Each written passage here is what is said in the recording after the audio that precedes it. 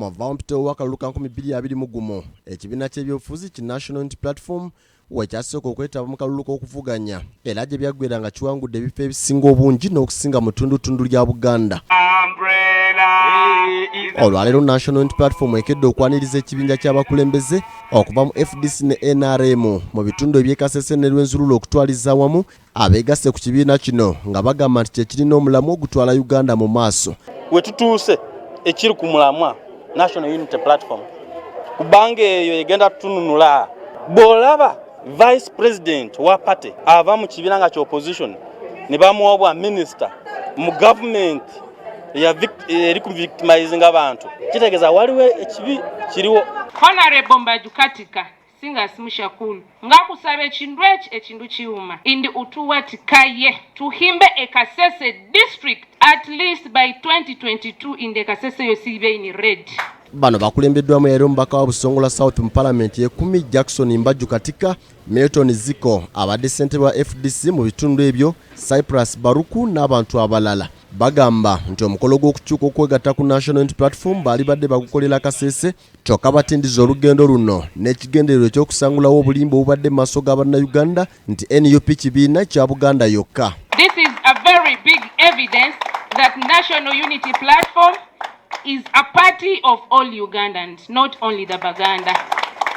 Kiraga bannayuganda abali yonna ddala mmwe abakola pokopoko w'ebyobufuzi abagenda nga musaasaanya enjiri nti ekibiina kya NUP kya Buganda bwokka. Kino ekibiina si kya mu Buganda mwokka wabula kya bannayuganda bonna. Actually kiva ne mu Uganda muno mwennyini ne kigenda ne mawanga ag'ebweru kubanga eriyo bannayuganda abasangibwa eyo. Kyokka abavudde mu Forum for Democratic Change okwegatta ku National Unity Platform ekibiina kya FDC kibaanukudde bagamba nti buli muntu addembe okuzannya omuzannyo gw'ebyobufuzi ng'asinziira mu kibiina kye yagalidde. Oli agamba olwaleero nti mbaddeyo FDC olwaleero nkyangenda wano tetulina powers aye tetukkiriza na constitution ya Uganda kumukugira.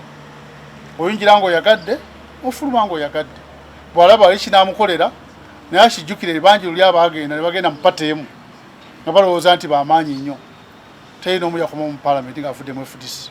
Jackson Mbajukatika alumiriza ekibiina ekiri mu buyinza ekya National Resistance Movement okweyambisa ebitongole by'ebyokwerinda okuzannya ebyobufuzi ebijjudde okutiisatiisa n'okutta bannayuganda era agamba nti ebyobufuzi ekika kino byalibanga bye byaviirako n'obutabanguko obwali e Kasese ssaako okukwata abawagizi ba National Unity Platform gye buvuddeko ne bagulwako emisango egy'obutujju. Twagenda mu FDC 2016 ne batulumba luno tugenda mu NUP naye ekyo kitegeeza naffe tuliredde oba abana tutta tunagenda n'abali nga bo batabalala naffe katugende. Kyagulanyi Ssentamu Robert nga President wa National Unity Platform mu kwaniriza bayisa abazira era bakawonawo b'ekitta abantu ekyali e Kasese asabye ekikoleddwa kireme okuba empalana wakati wa FDC ne National Unity Platform kubanga bonna omulamwa gwa kutuusa Uganda mu nsi ensuubize.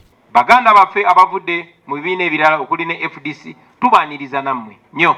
Nenjagala nkisimbeko essira nti bino ebibiina ebirala byonna si balabe baffe abo Baganda baffe abo bakomredi baffe newankubadde tubeera n'obukuubagano bwe ndowooza nti tebutugasa. Kyagulanyi ategeeza nti akadde kano ekibiina kiri mu kusoomoozebwa olwa NRM okwagala okubasaanyaawo kyokka agamba nti National Unity Platform bagumu era bagenda mu maaso ng'ano wasinzidde n'avumirira bannabyabufuzi abakyusa ebibiina olw'okuddukira ebifo eby'obukulembeze naye nga tebalina mutima gwa kibiina. Many politicians or political players join us during electioneering time.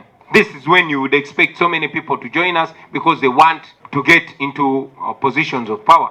But you're joining us in the most quote-unquote dangerous time. NUP ereegumiza abantu b'e Kasese abatafunanga bwenkanya ku magye ag'abalumba abasoba mu 10 ne battibwa bakkiriza nti wadde nga mazima galuddewo kyokka bakimanyi ng'akadde konna gaakutuuka. Obwenkanya buno kye tuyita justice buyinza okutwala akaseera kubanga abalina okuteekawo obwenkanya mwattu ate be baaduumira ebintu bino naye olunaku lujja kukya abantu b'e Kasese bajja kufuna obwenkanya.